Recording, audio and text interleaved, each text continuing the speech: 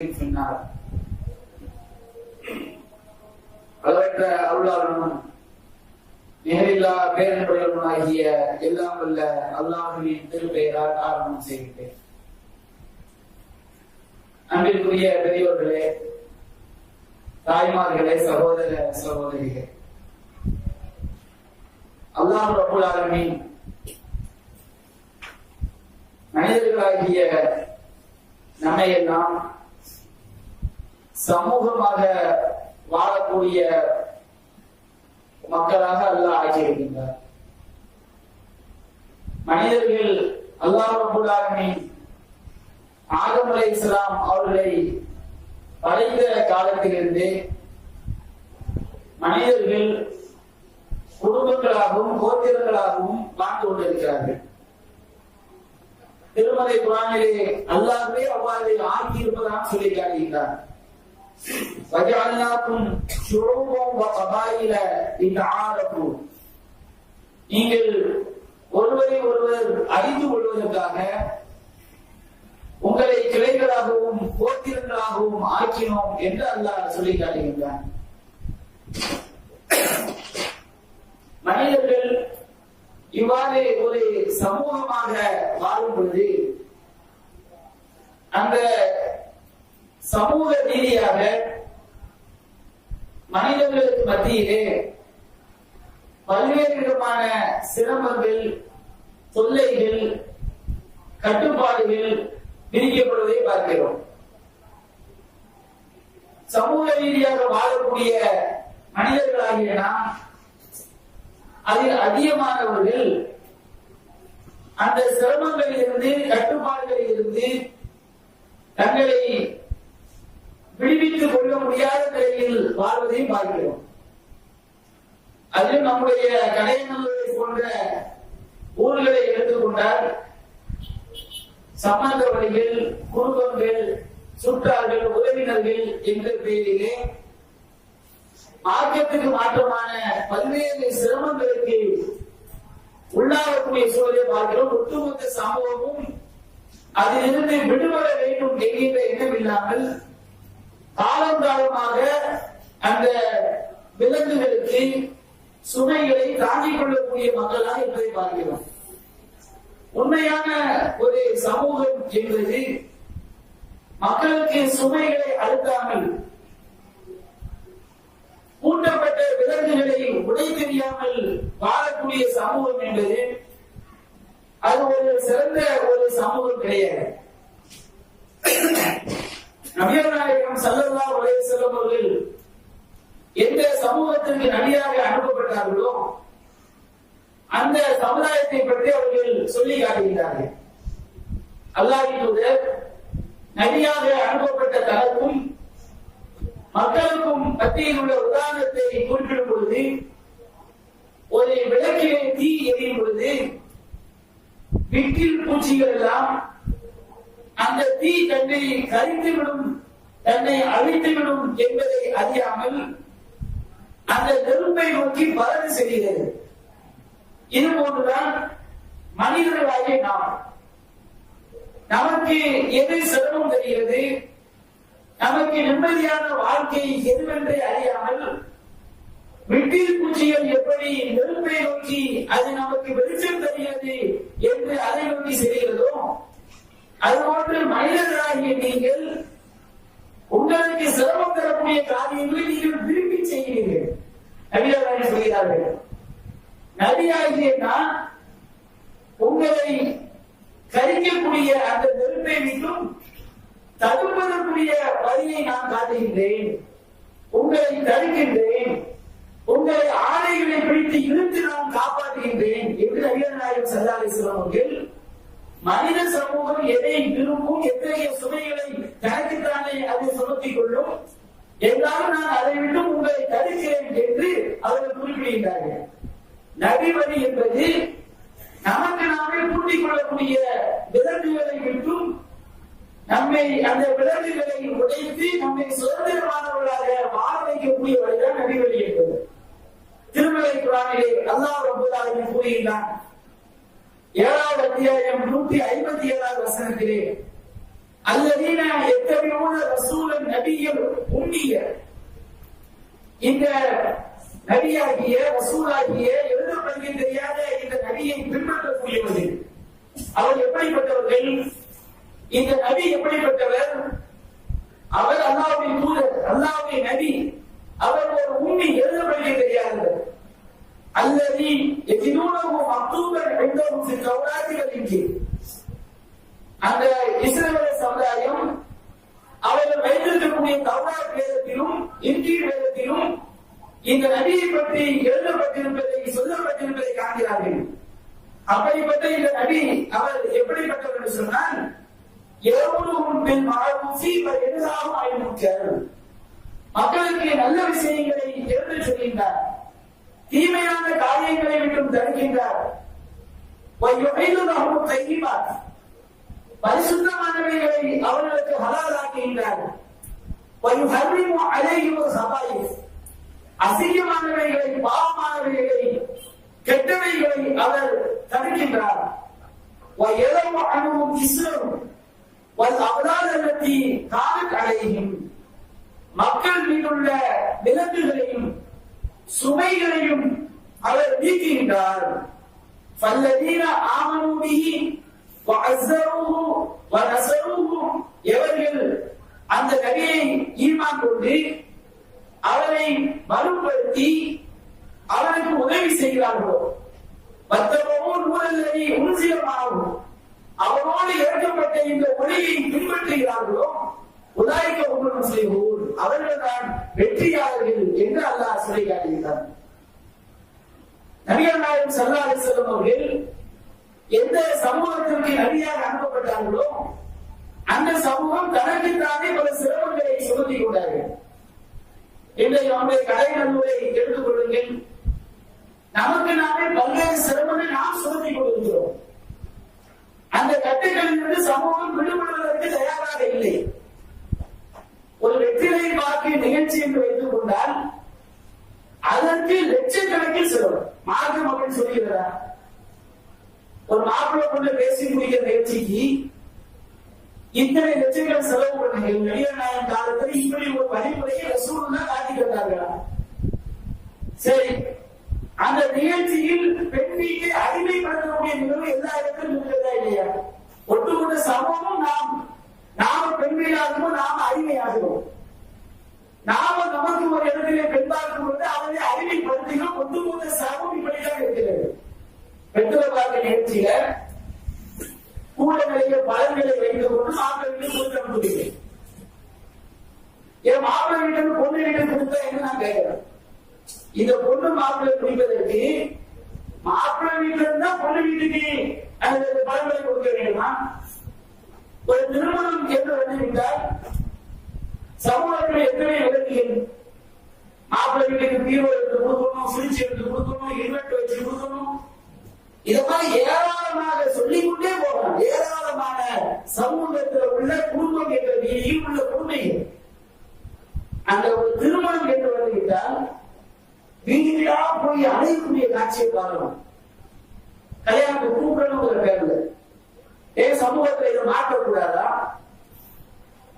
இப்படி ஒவ்வொரு விஷயங்களா சொல்லிக்கொண்டே போகலாம். மனிதர்கள் தனக்குத்தானே பல்வேறு விலங்குகளை நாம் போட்டுக் கொள்கிறோம்.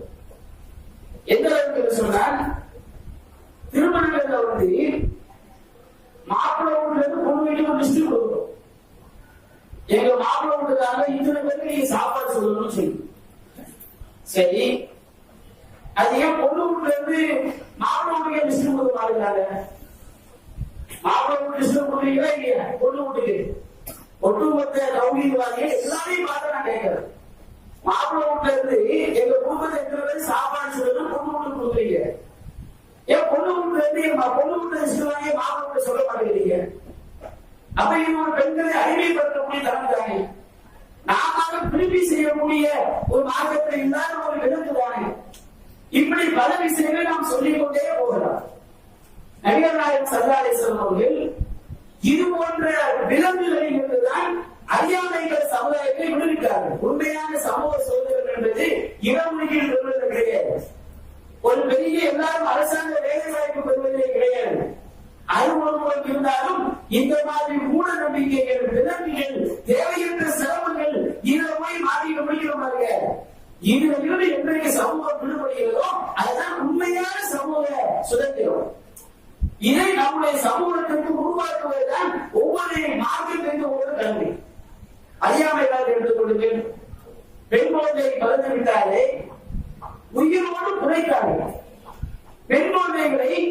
இதா புஷிர அஹதுக்கும் பில் உன்ஸா லல்ல வஜஹுஹு முஸ்வத்தன் வஹுவ கலீல்.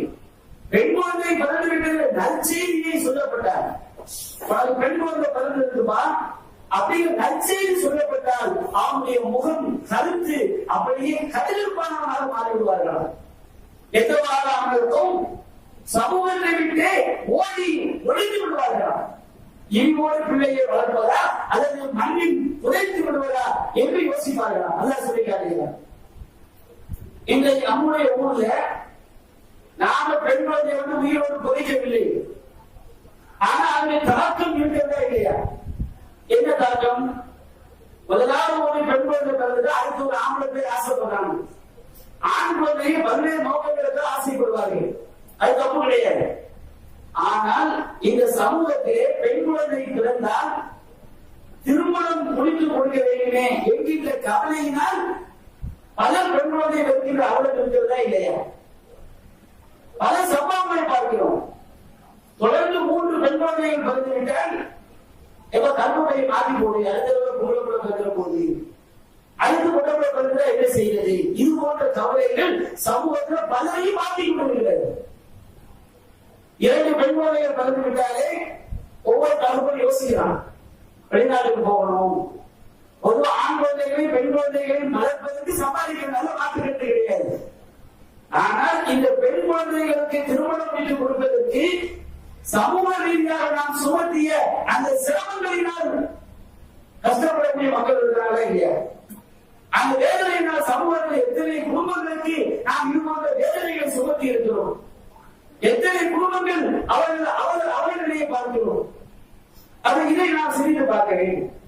நபிகள் நாயகம் ஸல்லல்லாஹு அலைஹி வஸல்லம் அவருடைய காலத்தில் பல கேள்வி கேட்ட கலாச்சாரங்கள். ஒரு தகப்பனார் அவரு 2வது தாரமாக 3வது தாரமாக ஒரு பெண்ணை திருமணம் முடித்தார். தகப்பனார் மூத்தாயிட்டா வச்சிருக்க அவருடைய முதல் மனைவிக்கு பிறந்த பையனே 2வது 3வது தாரங்கள தனக்கு மனைவியாகி கூடாது. கேளுகின்ற கலாச்சாரம். இதையெல்லாம் ரசூலுல்லாஹ் அடித்து ஒழித்தார், இல்லாமல் ஆகிறார்கள். குர்ஆன் அல்லாஹ் சொல்லி காட்டுகிறார், வலா தன்கிஹு மா நகத ஆபாவுக்கும் மினன் நிசாஇ. உங்களுடைய பெற்றோர்கள் திருமணம் முடித்த பெண்களை நீங்கள் திருமணம் முடிக்காதீர்கள். இன்னமுக்கான பாரிஷத்தும் மக்களும் ஒரு சார சரியலா, அது மானக்கேடானதாகவும் வெறுப்பிற்குரியதாகவும் கெட்ட வழிமுறையாகவும் இருக்கிறது என்று அல்லாஹ் ரப்பல் ஆலமீன் அருமை சஹாபாக்களுக்கு அல்லாஹ் அன்றைக்கு இருந்த மூட நம்பிக்கைகளை கெட்ட காரியங்களை அல்லாஹ் இல்லாமல் ஆக்கினான். எப்படிப்பட்ட மூட நம்பிக்கைகள் நம்ம ஊர் எடுத்துக்கிட்டு இன்றைக்கும் இருக்கிறது. நாம நினைக்கிறோம் மூட நம்பிக்கை மக்கள் விடுபடவில்லை. ஒரு குழந்தையை பெற்றெடுத்து விட்டு ஆஸ்பத்திரியில் வரும்போது ஒவ்வொரு முட்டையும் சேர்ந்து முட்டை எடுத்து சாலைகள் வீசுறது, கண்டிச்சு கழிப்பான். வீடு கட்டுகிறார்கள். வீடு கட்டும்போது பெரிய பூசணிக்காய் இன்னைக்கு தொங்க விடுகிறார்களா இல்லையா? நம்முடைய சமூகத்திலே பூசணிக்காய் நம்புறாங்க. பூசணிக்காய் தொங்க விட்டா, உருவ பொம்மை தொங்க விட்டா நம்ம வீட்டுக்கு கஷ்டப்படாது, கண்டிச்சுகள் போகாது. அண்ணாவது பார்த்தோம் சொல்றா பூசணிக்காய் தொங்கி கொடுக்குது. இன்றைக்கு பல வீடுகள்ல திருமணம் முடிக்கிறார்கள், பந்தல்ல வாழை மரத்தை கட்டி வைக்கிறார்கள். என்ன நம்பிக்கை? வாழை மரத்துக்கு குழந்தை பாக்கியம் கிடைக்கும் என்ன நம்பிக்கை? இது போன்ற காரியங்கள் இஸ்லாம் இல்லாமல் ஆக்கியது. நாம் இது போன்ற காரியங்கள் தான் இதை சமூகத்திற்கு செஞ்ச பிரச்சனை நாம நினைக்கிறோம். நபிகள் நாயகம் ஸல்லல்லாஹு அலைஹி வஸல்லம் காலத்துல செய்வாங்க, ஹஜ்ஜுக்கு போகும்போது திருவாசல் வழியா போவாங்க. ஹஜ்ஜுக்கு போயிட்டு வந்தாங்கன்னு சொன்னோம்னா மோட்டை பிடிச்சிட்டு இறங்குறது, பின்வாசல் வழியா உள்ள வருது. ஏன் இந்த மாதிரி செய்திகள் கேட்கும் பொழுது நம்ம பாவம் செஞ்ச உடம்போட திருவாசல் வழியா போனோம், ஹஜ்ஜுக்கு போயிட்டு வந்தா எல்லா பாவம் அழிஞ்சு போச்சு, நம்ம அந்த வாசல் வழியா உள்ள நுழையக்கூடாது, புறவாசல் வழியா நம்ம செய்வோம், வீட்டுக்குள்ள வரணும். இப்படி ஒரு நம்பிக்கை, மூட நம்பிக்கை. குர்ஆன் அல்லாஹ் சொல்லி காட்டுகிறான், லைஸல் பிர்ரி அன் தரத்துல் புயூத மின் லுஹூரியா. நீங்க வீட்டுக்குள்ள வந்து புறவாசல் வழியா வருவது நன்மை கிடையாது. வரத்துல் புயூத மின் அப்வாபிஹா, வீட்டு தெருவாசல் வழியாக வீட்டுக்குள்ள வாங்க வத்தக்குள்ள அல்லாஹ் வந்தீங்க. இந்த மாதிரி முட்டாள்தனமான காரியங்களை செய்யாதீர்கள் என்று குர்ஆன் தருகிறது. அடுத்து என்ன செய்வாங்க? கால்நடைகள் இருப்பாரு, கால்நடைகள் 6 மாத ஒட்டகம் இதை சிலைகளுக்கு நேர்ந்து விடுவார்கள். எந்த மாதிரி தான் நேர்ந்து விடுவாங்க சொல்லி காட்டுது. பகீரான்னு சொல்லி ஒரு நம்பிக்கை. பகீரான்னு சொன்னோம்னா சிலைகளுக்கு நேர்ந்து விட்டுருவாங்க. அவங்க வணங்கக்கூடிய தெய்வங்களுக்கு அதை பாதுகாக்கவே மாட்டாங்க. இந்த மாதிரி கெட்ட ஒரு நம்பிக்கை இருந்துச்சு. சாய்பான ஒரு ஒட்டகத்தை நேர்ந்து விடுவாங்க. சாய்பான என்ன அர்த்தம்? சில ஒட்டகங்கள் அப்படி சுதந்திரமா இவையெல்லாம் ஒரு தெய்வங்களுக்குரியவை அப்படி சுதந்திரமா செஞ்சிருவாங்க, தெரிய விட்டுருவாங்க. இதுக்கு பேர் சாய்பா. வசீலா, வசீலா என்ன அர்த்தம்? ஏதாவது ஒட்டகம் தொடர்ச்சியா 2 பெண் குட்டியை போட்டு வச்சுக்கிட்டு தொடர்ச்சியா 2 பெண் குட்டியை போட்டுச்சுன்னா இது நம்ம சிலைகளுக்கு உள்ளது என்று மக்கள் என்ன செய்வாங்க? அப்படி ஒரு நேர்ச்சி வைப்பாங்க. ஹாம், ஹாம்னா என்ன அர்த்தம்? ஒட்டகங்கள் சிலை ஏற்றக்கூடிய ஒட்டகங்கள், பொலி ஒட்டகங்கள் இருக்கும். ஒரு ஒட்டகம் இத்தனை பெண் ஒட்டகங்களுக்கு அதை சிறை ஏற்றிவிட்டால் அது நம்ம தெய்வங்களுக்கு எதிரி செய்வாங்க, அதை நேர்ந்து விட்டுருவாங்க. எல்லா ஒட்டகங்களும் காதை கட் பண்ணிடுவாங்க. இதை பற்றி குரான் அல்லாஹ் சொல்லி காட்டுகின்றான். ஷைத்தான் அல்லாஹ் சவால் விட்டதை அல்லாஹ் சொல்லி காட்டுகின்றான். ஷைத்தான் அல்லாஹ் சொல்றானா, வல உதிர் என்னவும் அந்த மக்களை நான் பரிகணிப்பேன், வரவும் மன்னி என்னவும் அந்த மக்களுக்கு நான் ஆசீர்வாதத்தை கூறுவேன், வல ஆமுர் என்னவும் அவர்களுக்கு நான் ஏவுவேன், பல பக்திக்குள்ள ஆதாரங்கள் அனாம் கால்நடைகளின் காதுகளை அவர் அறுப்பார்கள். அல்லாஹ் சொல்லி காட்டுறான். ஷைத்தான் அல்லாஹ்வுக்கு சவால் விட்டு வந்தான். இந்த மாதிரி மூட நம்பிக்கையை கொண்டு போய் மக்களை நான் தள்ளுவேன். மக்கள் அல்லாஹ்வுடைய படைப்பை மாற்றுவார்கள் என்றெல்லாம் ஷைத்தான் இந்த மாதிரி மூட நம்பிக்கைகளை கொண்டு போய் மக்களை நான் தள்ளுவேன் என்று அல்லாஹ்வுக்கு சவால் விட்டு வந்தான். அதுபோன்று 5வது அத்தியாயம் 103வது வசனத்தில் அல்லாஹ் சொல்கிறான், மா ஜஅலல்லாஹு மின் பஹீரத்தின் வலா சாயிபத்தின் வலா வசீரத்தின் வலா ஹாம். இந்த பஹீராங்கிற நேச்சர், சாயிபா என்கின்ற நேச்சை, வசீரா என்கின்ற நேச்சை, ஹாம் என்ற இந்த பழக்கங்களை எல்லாம் அல்லாஹ் ஏற்படுத்தவில்லை.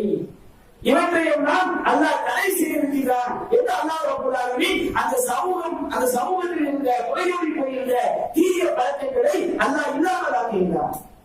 அதுபோன்று எந்த அளவுக்கு தப்பான நம்பிக்கை அவர்கள் இருந்துச்சுன்னா, ஒரு கால்நடை அது வயிற்றுல குழந்தை அந்த குட்டி உண்டான்னு வச்சிருக்க, அவங்களே ஹலால் ஹராம தீர்மானிக்கிறது.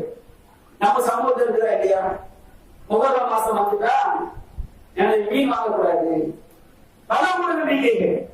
குறிப்பிட்ட காலங்களில் கணவன் மனைவி செய்யக்கூடாது, சேர்ந்து இருக்கக்கூடாது. எல்லா வீட்டையும் பார்த்தோம்னா வீடுகளுக்குள்ள போனா 4 மூலைகளில் அதாவது அற்புத விளக்கு மாதிரி 4 குட்டி பாட்டு தொங்கும். குட்டி பாட்டுக்குள்ள பாத்தீங்கன்னா என்ன செய்யும், நல்லா நம்ம அந்த செப்பு தகவல் உள்ள வச்சிருக்காங்க. இது என்ன வீட்டு 4 மூலைகளை தொங்குது, என்ன இது?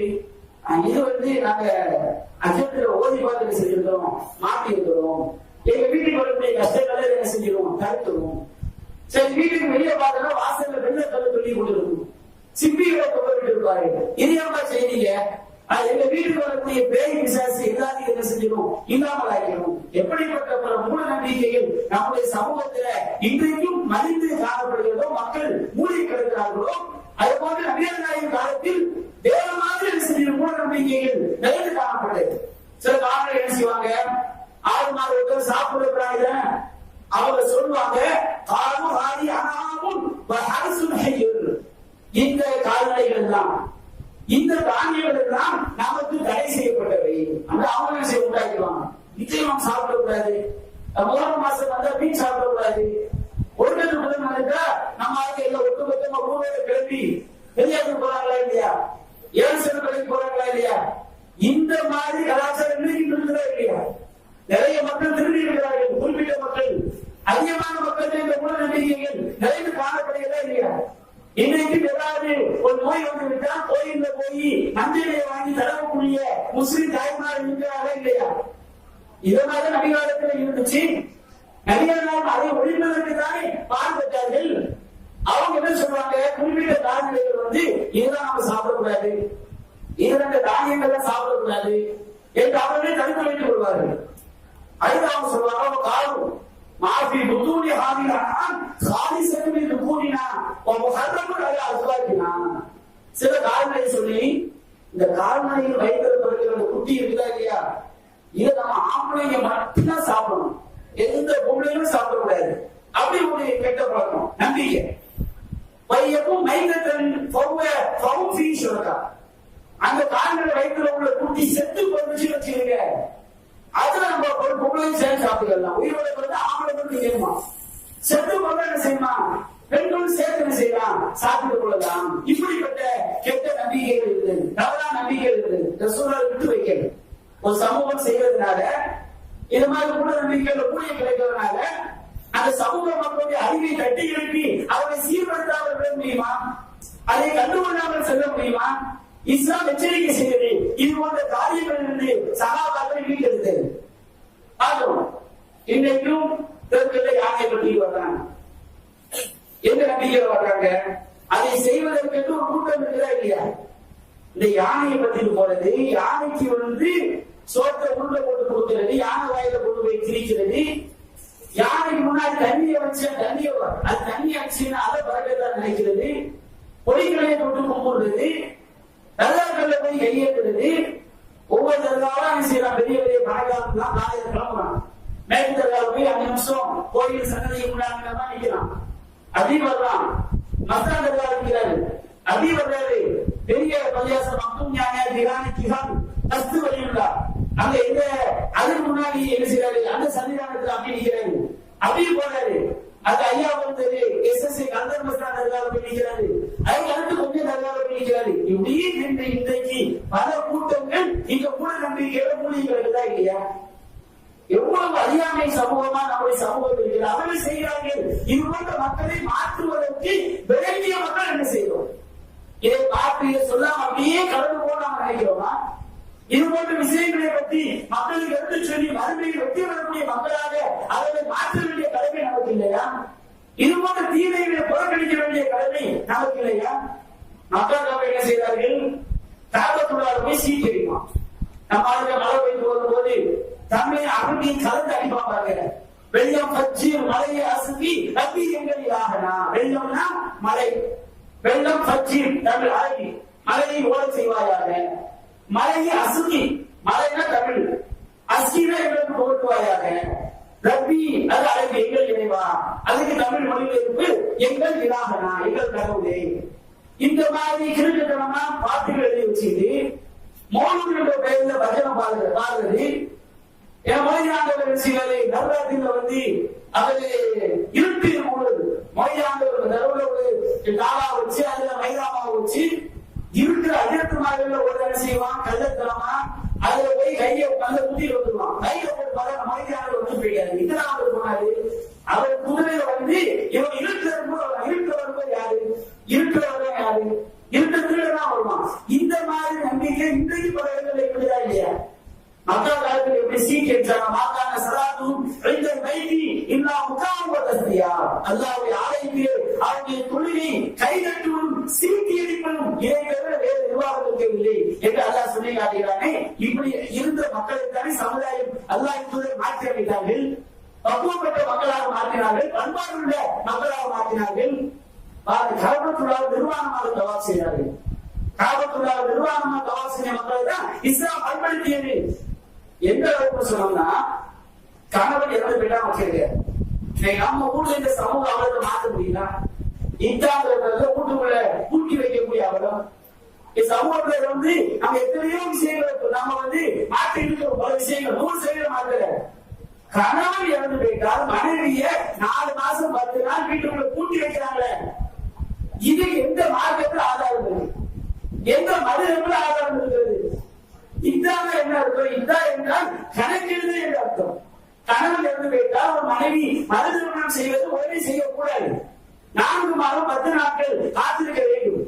அந்த காலகட்டத்தில் அவர் நகை அணியக்கூடாது, சுருமா போடக்கூடாது, அந்த மாதிரி அலங்கரித்துக் கொள்ளக்கூடிய ரொம்ப கணவனுக்கு எப்படி அலங்கரிப்பார்களோ அது போன்று அலங்கரித்துக் கொள்ளக்கூடாது. இதுதான் இந்தாவுடைய காலகட்டம். இந்த இந்தாவுடைய காலகட்டத்தில் நோய் ஏற்பட டாக்டர் பத்தி காட்டலாம், யாரும் நல விசாரிக்க வந்து அவங்களை பார்த்து பேசலாம். நம்ம ஊர் கலாச்சாரம் என்ன, இந்த விஷயங்கள் 100% மக்கள் காலத்துக்கு ஒத்து நம்ம நம்பிக்கை. யாராவது குழந்தை உண்டான பொம்பளை போயிட்டா வயிற்றுல ஆம்பளை பையன் பார்த்துட்டா என்ன கேவலமான நம்பிக்கை.